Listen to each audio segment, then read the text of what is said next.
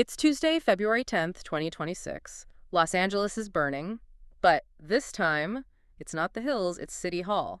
We are looking at a city that is practically vibrating with tension. Yep. What was supposed to be a sleepwalk to re-election for Mayor Karen Bass has just exploded into what people are calling a total political nightmare. It really has. I mean, Yeah. if you were in LA just a week ago, the conversation was the usual stuff: homelessness, housing, traffic. Today, Today, it's all Firegate. the only thing anyone wants to talk about is this scandal they've dubbed Firegate. Firegate, it sounds like the title of a bad disaster movie, but the stakes here are so incredibly real.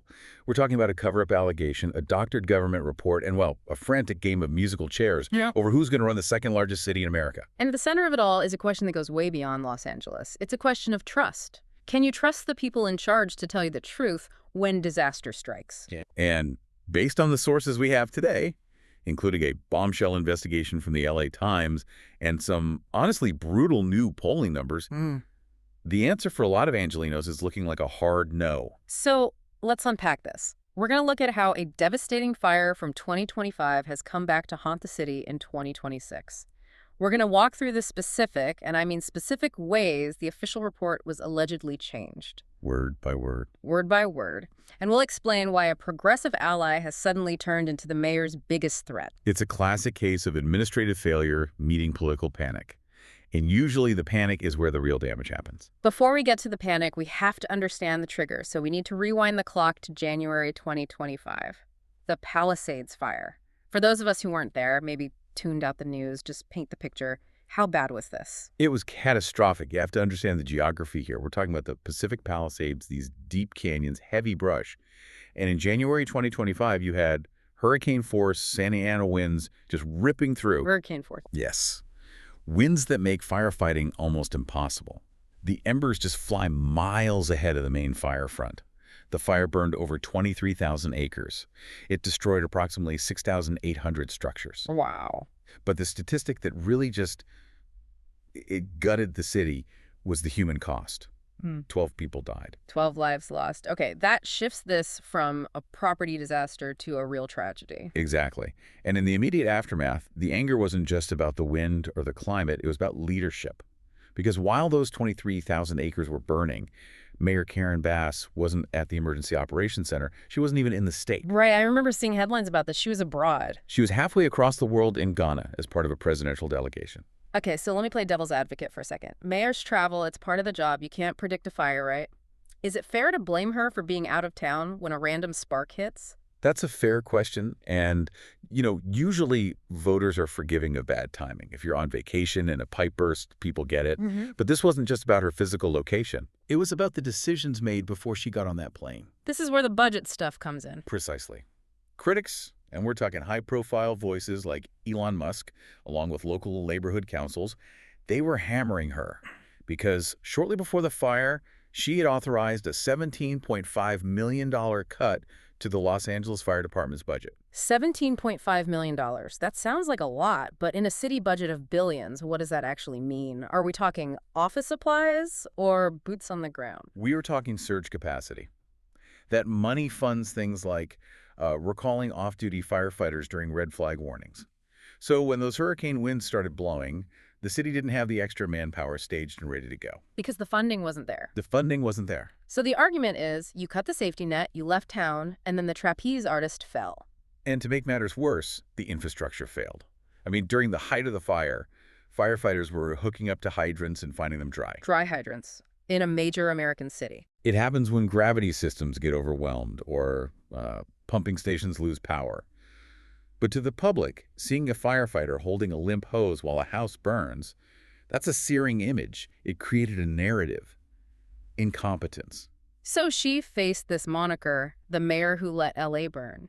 But she survived it, right? Yeah. 2025 ended, the city started rebuilding. Usually, if a politician survives the immediate aftermath, they're in the clear. Usually. But the political damage here wasn't just the fire, it was the vulnerability it created. She looked weak on public safety, and that vulnerability has now been ripped wide open by this new scandal in 2026. Which brings us to Firegate. This isn't about the fire anymore. It's about the paperwork. It's about the cover-up. Yeah. On February 4th, just a few days ago, the Los Angeles Times dropped a report that turned City Hall completely upside down. Okay. They allege that Mayor Bass's office didn't just read the official after-action report on the fire, they actively directed it to be watered down. Now, when we say watered down, are we talking about fixing grammar, or are we talking about changing the facts? We are talking about rewriting history to protect careers. The goal, according to the Times sources, was to minimize criticism of the leadership and, crucially, to avoid legal liability. Let's get into the weeds here, because I think the specific word choices tell the whole story. You have the original draft, what the fire experts wrote, and the final report. Walk me through some of the changes. Okay, the most glaring one is in the headings. There was a section in the draft titled Failures. Failures. Okay. Clear. Direct. In the final report, that title was changed to Primary Challenges. Primary challenges. That sounds corporate. It's defensive. Think about it from a legal perspective. If I admit a failure, I am admitting fault. I did something wrong. If I call it a challenge, I'm just describing a difficult situation. It shifts the agency away from the decision makers. It's the difference between I crashed the car and the road was slippery. Exactly. Yeah. But it gets much more specific. Let's talk about deployment. The draft report stated that the decision not to pre-deploy fire engines, remember that budget cut, it said that decision did not align with red flag procedures. So in plain English, you broke your own rules. Yes. The draft said, essentially, you violated protocol. Now, guess what the final report said? I'm guessing it didn't say that. The final report claimed the deployment went above and beyond. Whoa, wait a minute. That is a complete 180. You go from did not align with procedure to above and beyond. A total reversal. That's not editing, that's fiction. It's gaslighting. You're telling the public that a response which resulted in 12 deaths and dry hydrants was somehow above and beyond. What about safety? This is the part that really angers the rank-and-file firefighters. The draft had a finding that personnel violated national guidelines designed to prevent death and injury. That is a massive accusation. That means people were put in danger because rules were ignored. Correct. And in the final report, that entire finding was just deleted, gone. So if I'm a citizen reading the official report to understand why my neighbor died, I would never even know that national safety guidelines were violated. You would have no idea. They also deleted a passage noting that crews waited over an hour for assignments. And this is the kicker. They removed a section arguing that recalling off-duty members would have helped. Because if they admit that, they're admitting the budget cuts were a mistake? Bingo. It all circles back to the money. If the report says we needed more people, then the mayor's $17.5 million cut is directly responsible for the failure. By deleting that section, they sever the link.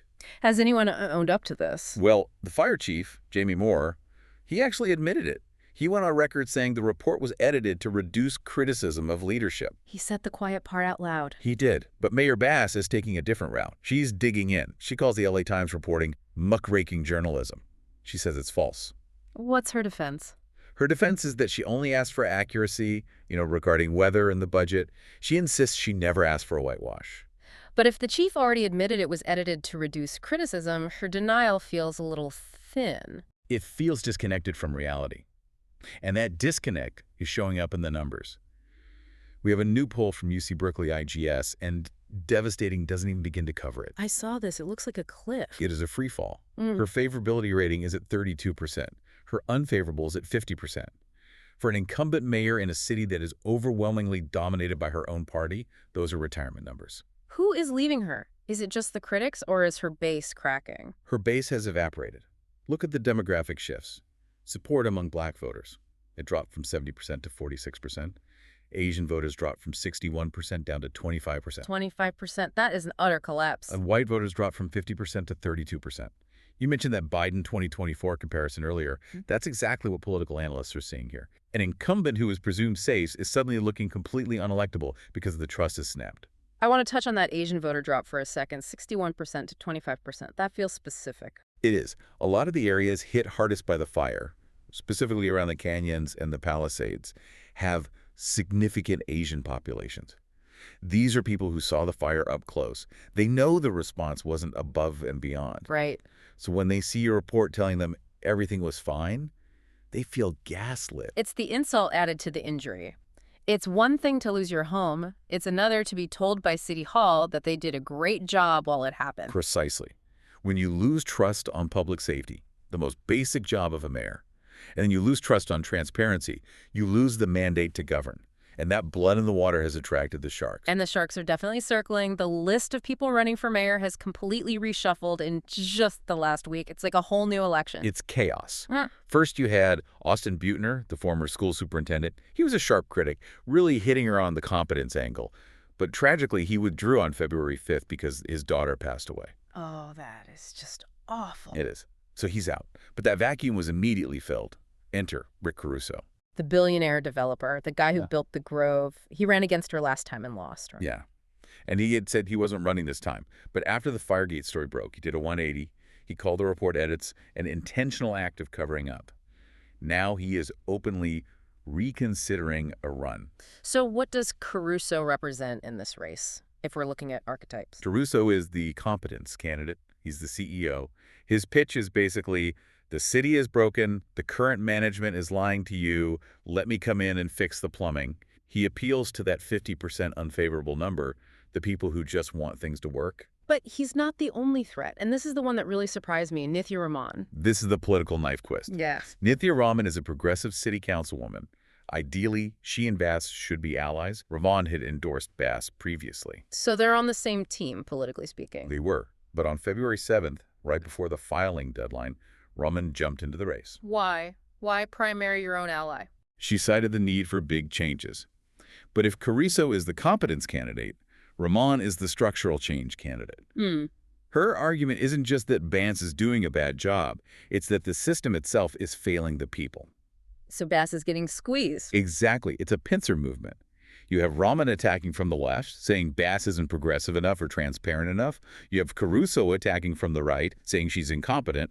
And Bass is just stuck in the middle with a 32% approval rating. And we can't forget the wild cards. I saw Spencer Pratt's name on the list. Yes, the reality TV star. Is this just a publicity stunt? Normally you'd say yes.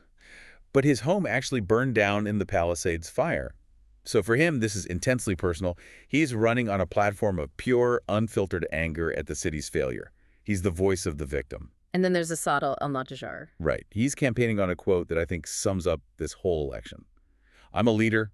She's a manager. Ooh, that stings. It's devastating because, in this context, a manager is someone who tries to massage the report to make the metrics look good. A leader is someone who fixes the problem so you don't have to massage the report. So let's zoom out. Why does this matter to someone listening in Chicago or London or Tokyo? Why should they care about LA local politics? Because LA is a bellwether. This is a perfect case study in the battle between competence and crisis. Los Angeles is facing an identity crisis. For years, it viewed itself as this progressive beacon, a city that leads on social issues. And now? Now the voters are asking if they are a progressive beacon or just a city that can't keep the lights on and the fires out. It's a question of basic governance. It feels like the Firegate scandal proves that old political maxim we started with. The cover-up is worse than the crime. Absolutely. In the information age, you cannot hide. If Bess had just come out after the fire and said, we messed up, I shouldn't have been in Ghana, the budget cuts were a mistake, we are going to fix it, she would have taken a hit. But she would have seemed human. She would have kept her integrity.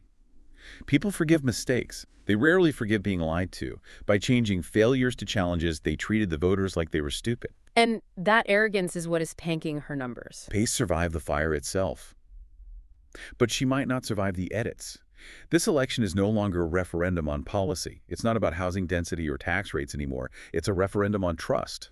It's incredible how quickly things change. Just a few keystrokes, a few deleted paragraphs, and suddenly, a mayor who looked safe is fighting for her political life. And it serves as a warning to every elected official, everywhere. You cannot paper over reality. When 12 people die and thousands of homes burn, you cannot PR your way out of it. The truth has a way of burning through the edits. We have covered a massive amount of ground today. We unpacked the devastating 2025 fire and the controversial budget cuts that preceded it. We went line by line through the explosive allegations of a doctored report, how it did not align became above and beyond. And we looked at the chaotic scramble of candidates, from billionaires to progressives, trying to unseat an incumbent who is polling at historic lows. It's a situation that is fluid, But the core issue is solid. Broken trust. Before we go, I want to leave the listener with a thought. We know about these edits because someone leaked the drafts to the LA Times. We know the truth because a whistleblower inside the system stepped up.